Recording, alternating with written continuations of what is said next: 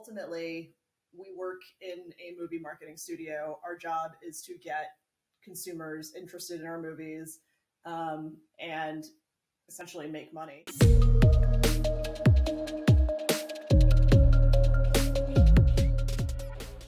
Welcome to the Craft Podcast / Clubhouse Show with Veronica and John. We like the word craft because we believe craft opens up opportunities. So go learn a craft, learn a trade, learn how to do something. The more people that know a craft or trade, we think the better off the world will be. And today, our guest speaker talking to us about her craft is Melody Dai. So Melody has a super impressive background. We're not going to list her entire resume. You folks can look her up on LinkedIn. But she started off her career in finance, did a career switch to entertainment during business school, and today she is the VP of Global Marketing and Data Strategy at Universal Pictures. And real quick, data, the debate rages. Melody, you seem like the authority. Depends if you're British or not. What does the British pick? What do they pick? I think the British say data. Data strategy, global marketing and data strategy at Universal Pictures. Sorry, take it away, John. So first question for you, Melody, is what is global marketing and data strategy? Because frankly, that sounds like a made-up title. Yeah, so it kind of is a made-up title. As John and Veronica mentioned, I think, you guys were saying, I work over at Universal Pictures. So the data strategy team or global data strategy team kind of started officially, I guess, like 3 years ago now. But at the time, nobody knew kind of what data strategy is. People kind of know what analytics are, people kind of know what business intelligence is, and our team kind of does a mix of all of those things. So I was able to kind of create a role that married both the data aspects of my job, but also just, general marketing strategy as it relates to our movie campaigns. Cool. Well, you said a couple of things, but if you had to pick one thing, what would you say is your craft? Probably marketing.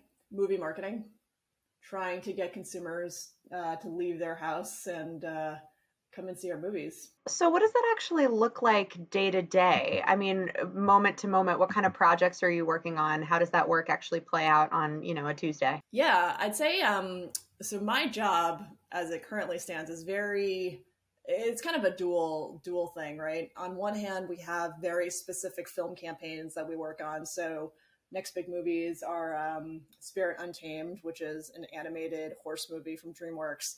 But we also have Fast and Furious 9 coming out at the end of June, which is going to be amazing and just going to be a huge, huge blockbuster. We got the whole gang back. So a lot of what my role is around trying to bring sort of data elements and audience information into our marketing campaigns. So we know sort of who we're hitting, what we're sort of serving them with in terms of an ad format for the right dollar at the right time. So that, on a Tuesday could look like anything from working with the creative teams and reviewing, what they're putting out into the world via a trailer or 30-second spot, and kind of running the analytics around that on, what that performance looks like. Are we getting the right people? Does it look really expensive? Or not? Are we not getting the right people to respond to that movie, and that type of thing? It works with research, trying to figure out how a movie is looking in a campaign flight, because as you guys might have seen, you'll see sort of a trailer, and then maybe you'll see some TV spots, or you'll hear something on the radio.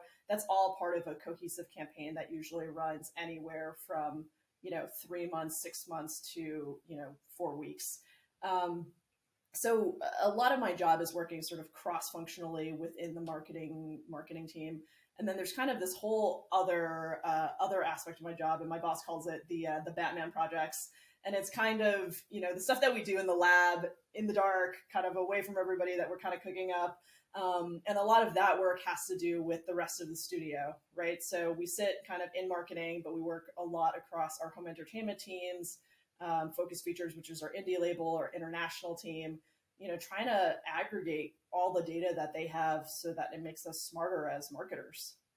I was hung up for a moment on trying to make a Batman joke, but I'm going to stop and I'm just going to ask you a legitimate question. It sounds like, you're talking about reviewing creative and bringing data strategy into creative. I wonder how much the creative actually influences your strategy.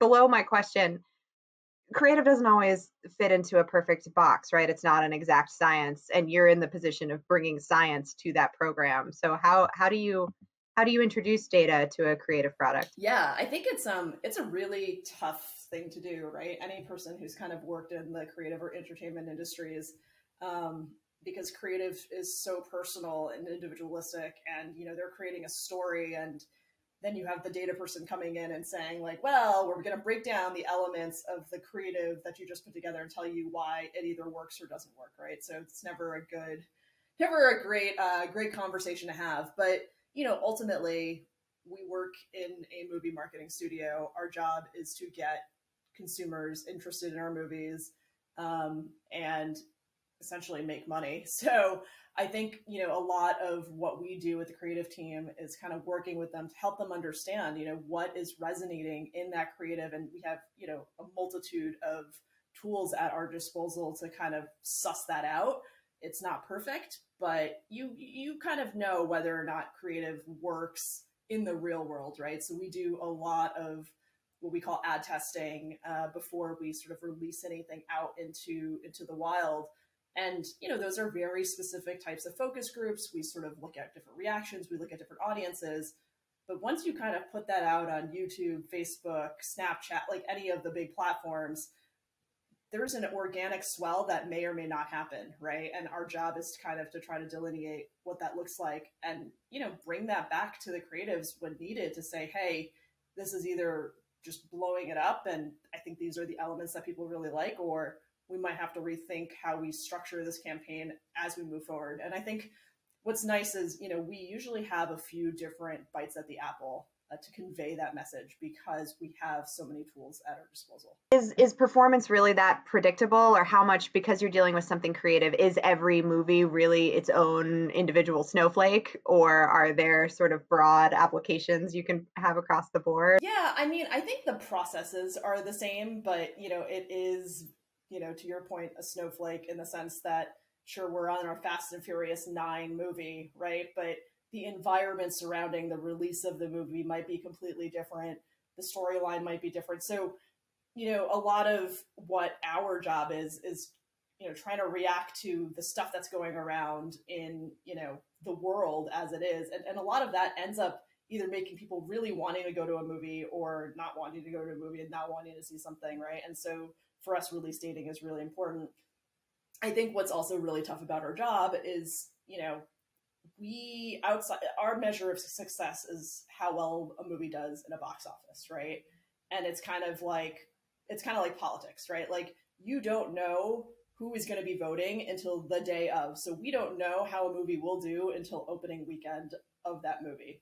And I think, that's kind of a scary thing is you're going to spend all this money the same way political candidates spend all of the money that they've fundraised and campaigned for. But like until those votes come in, you have no clue. You might have little pulses, throughout polling wise and kind of understanding, but on the day or the weekend of release, I mean, is it raining out? Are there other big things? Did Beyonce just drop her big album? Like, did something catastrophic in the world happen? Like, there are things that we can't control, and so we do our best to try to, optimize for success. But there's just a lot of factors that sometimes either really lift us up or kind of keep things under wraps. Oh, I was gonna just add something before I change topics a bit, but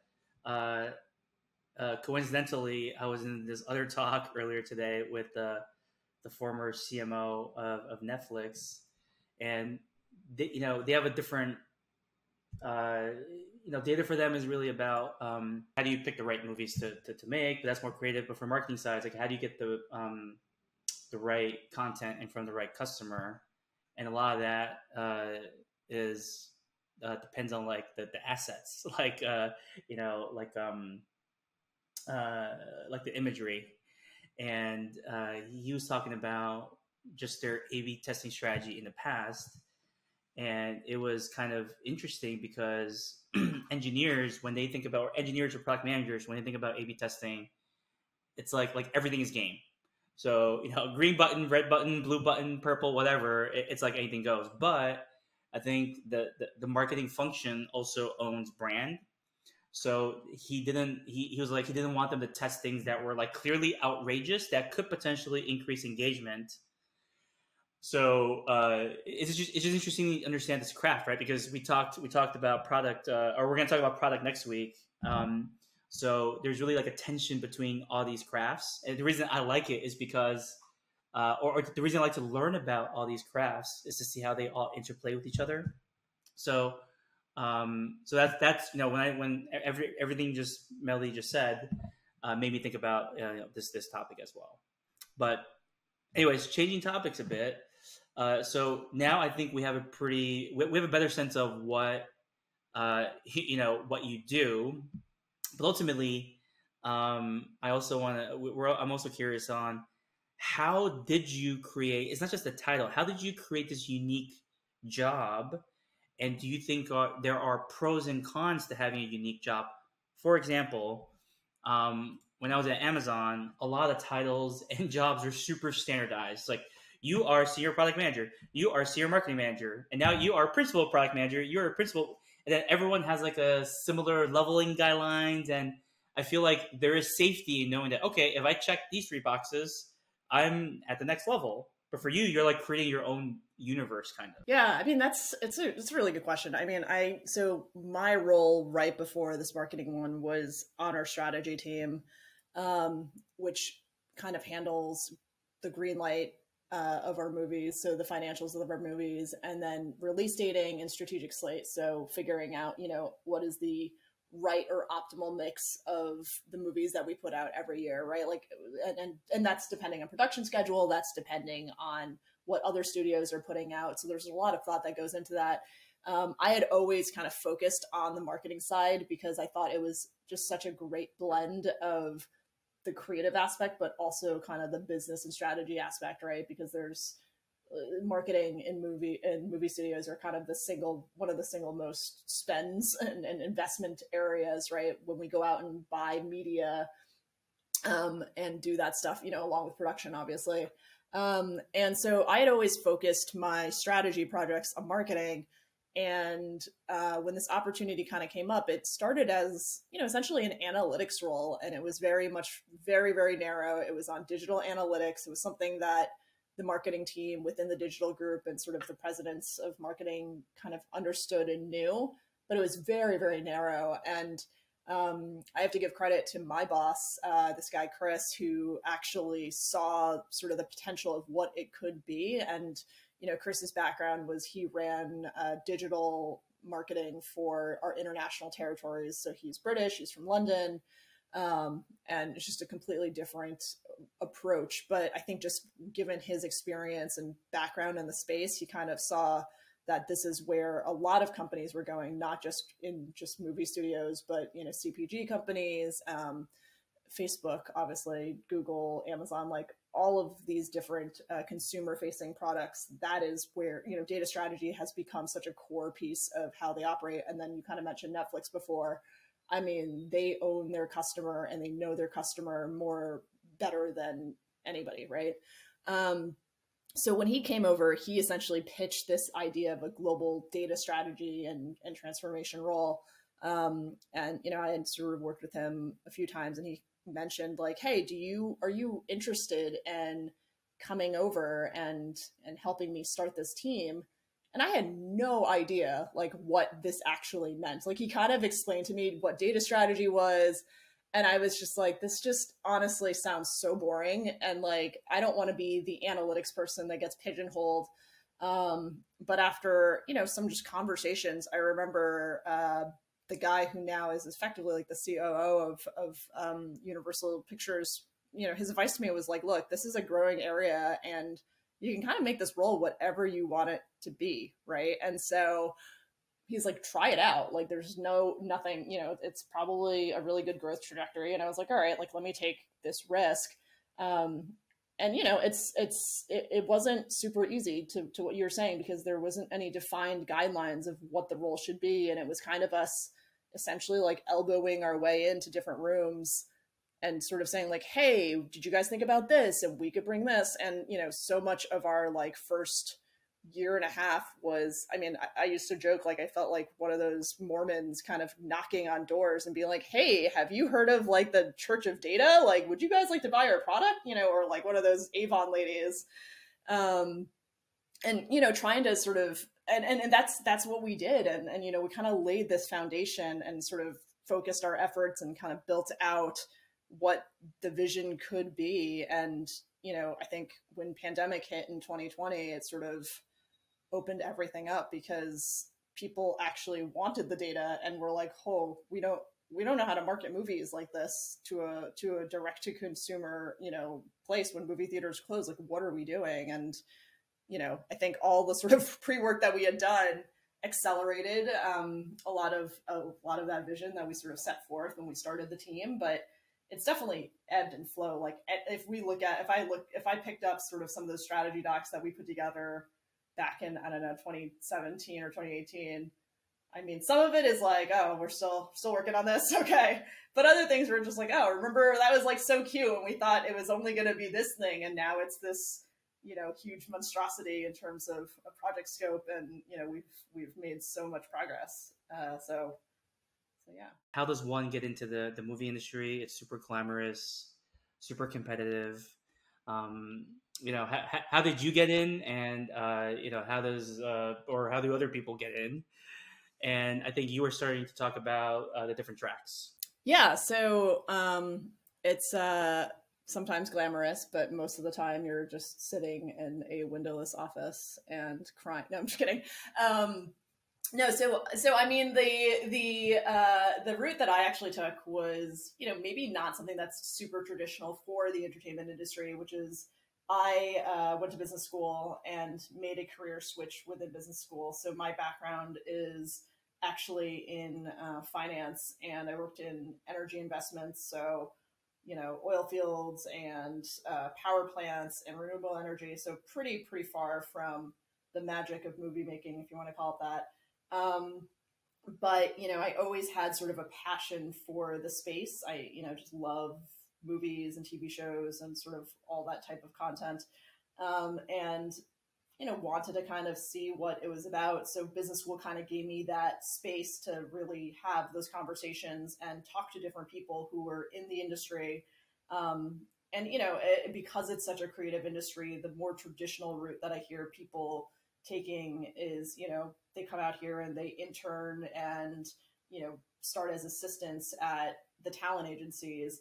And it is very, very much an apprentice-based industry. And that doesn't matter if you're on the business side or the creative side, right? I'd say that, you know, outside of the strategy group that I was in, pretty much everybody else in the studio, from people in production to distribution to marketing, kind of all start, you know, as coordinator level roles or assistant level roles, and sort of make their way up, right?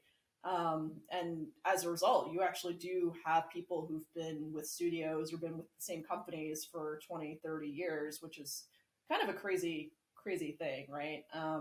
But even in my current role, like some of the other people, my colleagues, started as, you know, pages in the NBCU page program.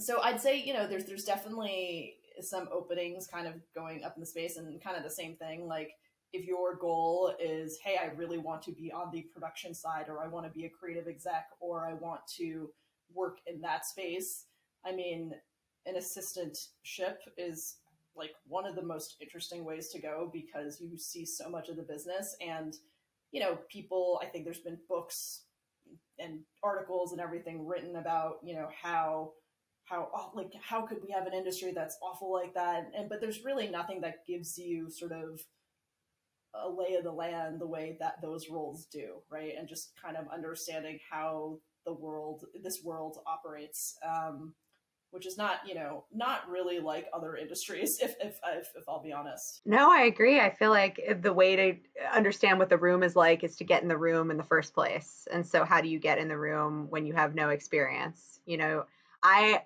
found myself when we were graduating from college, people would talk about how, oh no, in this day and age, there are no more ladders to climb. You don't join a company and start at the bottom of the ladder and just work your way up, and then you get into entertainment. It's like, oh wait, you still see a lot of people doing exactly that. But do you feel like people are working their way up inside of the same company, or that they're sort of hopping around? Or, you're an assistant one place and then you become a coordinator someplace else. And Yeah, I think there's definitely a lot more job hopping now just because there's just so much more opportunity, right? So I don't know, 10, 15 years ago, there's probably 6 major studios that you could potentially work at. Um, but like you kind of got to know the people and you build your network in one place. Now with all of these other content players that have come in, I mean, yeah, the traditional studio system has shrunk just with all the different mergers and you know Disney sort of merging with Fox and what have you. But like there are just so many more opportunities as those places arise, right? And I think it's kind of great because we're sort of in a moment where there is just so much content and therefore a lot of opportunity. But on the flip side, it's like, great, there's so much content. How do we actually cut through all the noise and get people to watch what we're making? So, I'd say that I mentioned before I started as a investment banking analyst in finance. Like, sure, like we got paid pretty well, but it was pretty much an assistant job. Like I spent so many nights like copying pitch books and carrying pitch books for my boss and being the person that like sat in the room and took notes, right? And that's it might not be the same thing. Like I think you get a cachet of it in Hollywood in the sense of you get paid very, very little to do that because you're sitting in a room with Tom Cruise, and that's probably infinitely more interesting than sitting in a room with some random business person from some company. But I think there is a learning curve. no, exactly. You're paid in glamour. On the gaming side, which I think also falls under entertainment vertical, it's pretty similar. It does feel like an apprenticeship. A lot of folks start off as the most general role in gaming is production coordinator. They start off as a production coordinator. Some of them, evolve into producers, and then sometimes they they leave production to do a different function. Could be live service, could be marketing, which we call publishing in gaming, and so on. But I want to actually dig into this finance thing a bit with you, Melody, because it kind of goes back to the premise of this show, which is we think people need to have craft, and the thing is, I think what I've noticed is the people who do successfully career switch. It seems that when they switch from the craft of finance, it seems to go pretty well for them because I think having a finance background and skills just like you need it for kind of like most jobs these days, right? It connects the data because once you have the data, then that kind of informs the investment strategy of whatever team or division or industry you're in. So it may be obvious to you or some other folks here, but can you just like walk us through basics? Like, what do you think are some of the basic fundamental craft that finance has? It could be a skill like financial modeling. It could be strategic thinking. What do you think those are? And since I just said I think they're valuable, how do people get them in the finance world, or maybe even today? How would I get that skill set? Yeah, I mean, I think you learn to stay up for very long stretches with a lot of coffee is one way. I mean, I'm half joking, but I'm half joking, but it's definitely, when you come out of working 80, 90-hour work weeks, I think, and it's the same in an entertainment industry, right? Like a lot of these assistants kind of go from being on the desk to having go with their boss to some premiere event, and they're working sort of all hours of the day. So but I think more fundamentally from a hard skills perspective, there's a kind of a way of approaching, I think, problem solving, which just working in an industry like finance or management consulting or sort of business, like just the general business world prepares you for. And I think that helps because seeing the big picture is always really important, right? Like and again, because I'm not on the creative side, my end product is not like, hey, here's a TV show that I've produced, or here's a movie that I produced. Like, our goal as marketers in movie studios is to get the biggest box offices and get the biggest dollars, right, for our bottom line. And I think that's the thing that has always been sort of in the back of my head is, no matter where you work, you are working out, assuming you're not producing content or something, but like for the most part, you're probably working for a company, and that is somehow contributing to revenues and bottom line, right? And yeah, the elements of the job may not be exactly that, but trying to understand how you kind of fit into that bigger picture is pretty important. But and then you kind of mentioned the sort of processing data piece, but a lot of times you get imperfect information, and this is true of life too, right? Is like, how do you make a decision with really imperfect information or lack of information, and how do you approach those types of problems? So I think that's something that we, it's just kind of the basics of sort of working in a space like finance. You mentioned financial modeling. Like, there are definitely, I think they call them boot camps or something. Like, as an analyst, you had to go through and you could learn how to read a financial statement and look at a 10Q or quarterly report and things like that, just to understand it, right? And again, like, do those things come up in everyday life? Probably not. Like, I read them sometimes for fun because I'm a nerd, but I don't sit in marketing meetings going like, hey, you want to do this, but it's a really good source of information. It's a really good source of data, right? And so my job is just to try to be smarter than that next person. And as a rule, I think for people who want to be, or who are ambitious and are trying to kind of climb the ladder, so it will, like, you want to try to be smarter than the next guy who's next to you. And yeah. And then I think, from other hard skills, and it just sounds so silly, but like being able to put together a cohesive analysis or a PowerPoint presentation that doesn't look super ugly and can convey your points when you have the head of your company who's doing 6 things at once, and you have 5 minutes to try to get your points across so that they can make a decision, right? Like, those are things that, having now been on the other side, when I don't see that, I notice it, and I'm like, wow, that's really hard. Like, I have no idea what kind of story you're trying to tell me here, and I have no idea what you're asking me for. And yeah, so it's not directly applicable, but I do think that it goes a long way. We're all in the business of storytelling, right? You end up doing a lot of storytelling when it comes to your strategy as well, and being able to pitch or being able to convey a message internally ends up being super valuable. And it strikes me that you're talking about how content is also a business, and you need to know the purpose, what your content is trying to achieve. And it can feel like the creative and the business side are at odds, but ultimately at the end of the day, you make content because you want people to see it. So audience growth is in the service of all.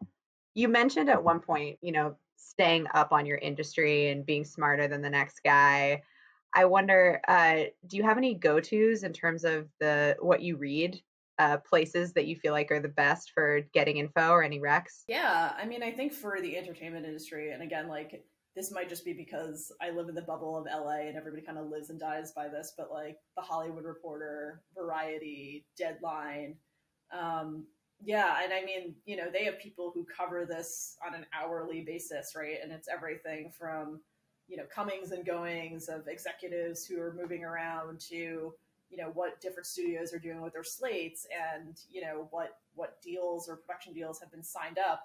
And I think for me, it's just always interesting to see who is going where, right? When you see Netflix has invested $100 million behind Shonda Rhimes, another $100 million behind Ryan Murphy, you're kind of like, oh, okay, like, there's a strategy there. And obviously, like, the big newspapers and stuff will always do sort of nice little flashy pieces on different industry things. Like, I remember when we went for Trolls World Tour last year, we went direct to the consumer for our movie. There was a big write-up in sort of the Wall Street Journal just about kind of like, I think, the innovative nature of what we did. And frankly, it was because our hands were tied, but also how successful it was, which it was really successful. But But then, you know, like I think every studio is kind of thinking about the same thing. And yeah, like again, like this sounds so silly, but if you read those quarterly reports that of publicly traded companies or annual reports, there's usually really good information in there and like how things have performed and what that looks like. And it's not like a likely source of information, but I mean, those guys, when they get on earnings calls, they get those questions, you know, from people who cover this stuff. And a lot of times they will ask, you know, about movie performance or, you know, international strategies or whatever it is. So I don't know. I'll have to read those. I didn't want to follow up on what you said earlier about, you know, admiring a beautiful deck because, you know, I spent 4 years at Amazon. Decks are banned or outlawed. It's all documents, and now at Facebook, you know, everything's decks. And I no longer that muscle. I no longer have it. I have to go build it again. And it's just funny though. Like you know, in the Amazon culture, I actually, you know, I drank the Kool-Aid, so I was like, I'll never make decks again. Like this is the more superior way to convey information. But then I did realize, like, telling a story with visuals is so much easier. So really, it's more about you could tell a good story with words as well, or you know, to kind of make the PowerPoints better, or the Google Slides or keynotes. You can actually spend more effort to build more data into a deck because most complaints about decks are they're just too fluffy. So it's been like night and day for me trying to go from like docs to presentations, but I definitely I gotta up my game on that craft. One final question for me, which is as these crafts, you know, develop, there's so many like industry specific lingo, and I think one thing I talked to you in the past, which you could hopefully you could kind of cover some of these terms for us are, you know, talking about Trolls World Tour. I think that's technically called PVOD, correct? So that's premium video on demand. So my question is, why did they create a new term when TVOD, I think, does the same thing, transactional video on demand? Is it just like marketing? Like the marketing of this new thing? Yeah. No, I mean, I think, yeah, I think some of it has to do with just what people, I think, especially in movie or the movie world or studio system called windowing, right? Which is in a traditional world, you have the movie that comes out in theaters, plays for a certain amount of time, and then it, you know, basically there's like a quiet period, right? Like where it comes out of theaters, but you can't really find it anywhere else. And that's gotten shorter. Back in the day, it was like waiting for it to come out on Blu-ray DVD, right? Or like your Blockbuster rental, right? Like if you guys remember that. Now I'm dating myself. But you know, before this whole thing happened, you know, you would wait until what they call TVOD or electronic sell-through, EST, which is like you could buy the movie to buy for like $24.99 or whatever, and once you bought that digital copy, you could watch it forever, right? And then from there, you had sort of Blu-ray sales, and then there's sort of the downstream, like you can get it on HBO, and then, you know, maybe you get it on Netflix, and then like, you know, at the very, very end, you might be able to see this on your local like TV station with a million commercials, right? And so there's all these different ways to kind of monetize that window. I think with the pandemic, and to be fair, like I think Netflix started doing this when they started making their own movies, which was, we're going to just put these premium movies directly onto our platform, right?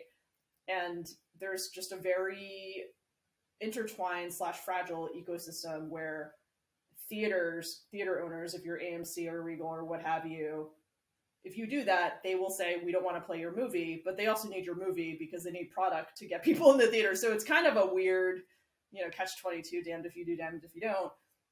I think with the premium window, because we didn't have a theatrical run, like that was kind of the premium part of the video on demand, right? Which was like, this has never been seen before. And also it's only a, you know, 24 or 48 hour rental. You don't get to own this, blah, blah, blah, blah. right? And then obviously HBO Max came out and said like, no, we're going to start putting all of our movies day and date, which is the first day they're in theaters. You can get them on HBO Max only for 2021. Disney obviously came out and had Disney Plus, and they said, well, like, we'll do that. We'll put it in theaters, but if you want to buy it transactionally or rent it, you can pay, I think Mulan was like the first big one, and it was like $30 to rent in addition to the subscriber fee. So I think all the different entertainment companies are trying to figure out like the flavor of this, right? And then when you call streaming, it's like you're already paying a subscriber fee, so you're just streaming. You're not paying anything extra. So there's and it's funny because it's like, even from a marketing perspective, when we think about marketing that premium on-demand product, we're like, what do we even call it? Like, people don't know what PVOD is, but if you call it streaming, people are going to think it's free. If you call it rental, people are going to think it costs $5.99. Like, how do you get that notion in front of the consumer, right? And so we've like done a bunch of messaging tests around that, but for the average consumer who's just trying to find something to rent on a Friday night, like, what do they do? It's like, oh, this new movie is coming out, Kong versus Godzilla. How do I watch Kong versus Godzilla at home? Right? Like, you might Google that, and hopefully HBO Max has bought the right Google search terms for that. But, and then you find out you don't have an HBO Max subscription. So you're like, okay, can I get this on YouTube? Can I get this on Netflix? Like, they don't know what the windows are. And so, I think the consumers will get smarter. Consumers are always sort of adapting to kind of the new thing, but, there is no standard in the industry right now. And therefore we make up terms as we go along.